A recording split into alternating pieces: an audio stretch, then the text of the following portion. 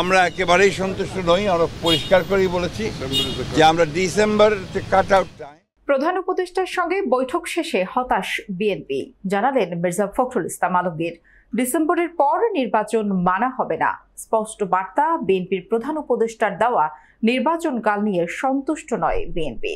বৈঠক শেষে দলের মহাসচিব মির্জা ফখরুল ইসলাম আলমগীর বলেন, প্রধান উপদেষ্টা জুন পর্যন্ত সময়ের কথা বলেছেন, কিন্তু আমরা স্পষ্টভাবে বলেছি ডিসেম্বরে নির্বাচন শেষ না হলে দেশ অস্থিতিশীল হয়ে উঠতে পারে।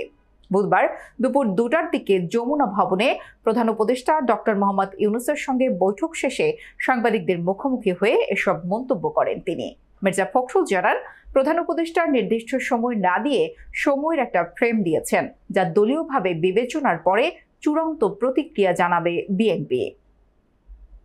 দুপুর 12টার দিকে বিএনপির প্রতিনিধি দল যমুনা ভবনে প্রবেশ করে। দীর্ঘ বৈঠকে অংশ নেন দলের শীর্ষস্থানীয় নেতারা। সালাউদ্দিন আহমেদ, জমির উদ্দিন সরকার, মির্জা আব্বাস, ইকবাল হাসান মাহমুদ টুকু, নজরুল ইসলাম খান ও আমির খসরু মাহমুদ চৌধুরী।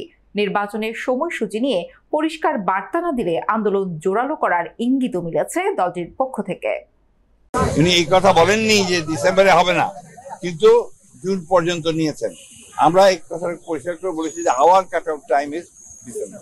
এবং প্রধান যে বিষয়টি ছিল সেটি হচ্ছে নির্বাচনের সুনির্দিষ্ট রোডম্যাপ, যেটা আমরা বেশ কিছু কাল থেকেই বলে আসছি, সেই বিষয়ে তাদের সঙ্গে কথা বলেছি। আমরা বলেছি যে বর্তমানে রাজনৈতিক যে পরিস্থিতি আছে এবং দেশের যে অবস্থা, তাতে করে আমরা বিশ্বাস করি এখানে অতি দ্রুত একটি গ্রহণযোগ্য নির্বাচনের মধ্যে এই সমস্যাগুলোর সমাধান করতে হবে। ওই একই সঙ্গে চলমান যে সংস্কার কমিশনগুলো করা হয়েছে, উদ্যোগ নেওয়া হয়েছে সরকারের পক্ষ থেকে, আপনারা জানেন যে আমরা সেগুলোতে সম্পূর্ণভাবে সহযোগিতা করছি। এবং গত কয়েকদিন আগে আমাদের সেই সংস্কারের যে আমাদের মতামতগুলো আমরা দিয়েছি এবং আগামীকাল সম্ভবত আমাদের সঙ্গে বৈঠক আছে। আমরা খুব স্পষ্ট করে বলেছি যে যে বিষয়গুলোতে ঐক্যমত হবে সব দলগুলোর, সমস্ত দলগুলোর, সেগুলো নিয়ে আমরা একটা চার্টার করতে রাজি।